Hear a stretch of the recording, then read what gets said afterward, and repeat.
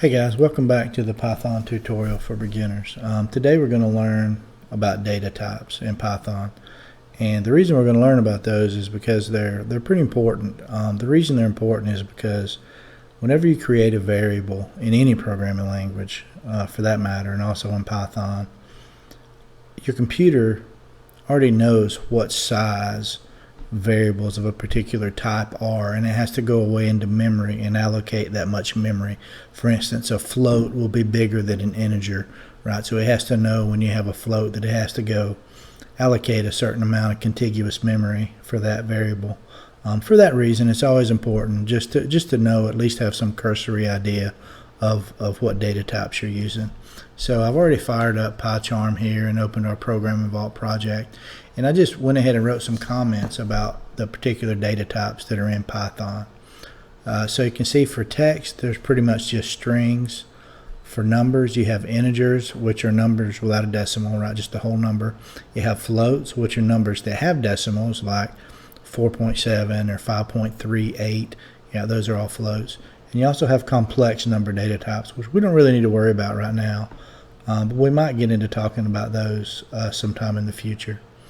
Moving on, we have lists, and that's exactly what it sounds like, right? It's just a list of particular pieces of data of a particular data type. So the first type of list is in fact a list. There's also another type that's called a tuple, and there's also a range. And the reason there are different kinds of lists is because they have different properties, and they allow you to do different things to manipulate the data that's in those lists. And we'll cover each one of those in its entirety in different videos as we move on. For mapping, there's a data structure called a dictionary. We'll also cover that later on. For sets, there's a set and there's a frozen set. And for Boolean, there's a data type called bool. And basically all a Boolean is it's either true or false. Right? That's the only two values that you could possibly hold within a Boolean, is the word true or the word false. And you use that in a lot of conditions that we'll also get to those later. And then there's some binary types, I guess, for you electrical engineers out there, right? You need to do a lot of things to talk to different pieces of electronics. So you can actually have types for bytes and for byte arrays and for memory views. And we might touch on those a little bit as well as we get further along. So you know how we said that Python automatically sets the data type for you? Well, that's really convenient, but sometimes you might need to know it. So if you need to get the data type of any object, you can use the type function, which is built into Python. So we're going to go ahead and do an example of that. So for instance, if I say a equals 2, not a minus 2, a equals 2, we already know that 2 should be an integer, right? Because it doesn't have any decimal associated with it. But if we want to find that out, we can just print, and then inside our print statement, we can put the type function, right? And we'll just put type, and we'll pass into it the variable that we want to know the type of, right? So it looks just like that. So let's go ahead and run it and see what it tells us about our variable a. And as we suspected, right, its class is integer. We can also try this with, say, 3.4, and we can run it again. And that shows us that it has a type of float, right? And let's just try it just for posterity's sake. We'll try it with Ted, and we'll run that and see what it says. And yep, it's a class of string, right? So that's how you can tell. And I know it looks kind of obvious now when we're writing these little programs for, like, you know, a equals 4 plus 2. It's pretty obvious what the data type is. But when you get into a big application with thousands of lines of code, and you're on line like 4,320, and you see a variable and you don't know what type it is, this will be really useful just to go and find out what type it is.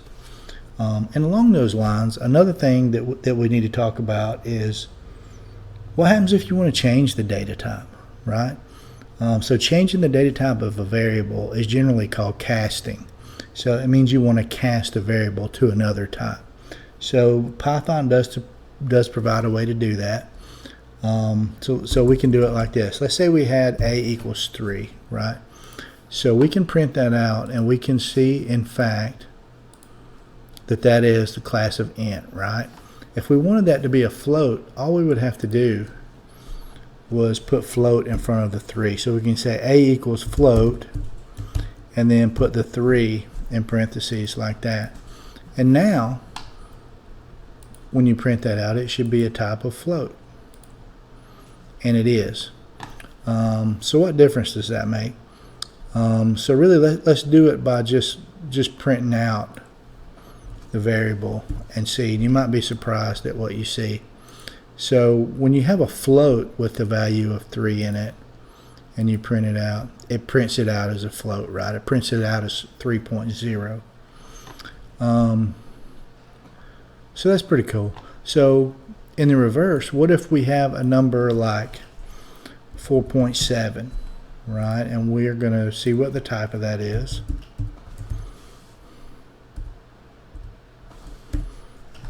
We already know what it's going to be, but we're going to look just to make sure.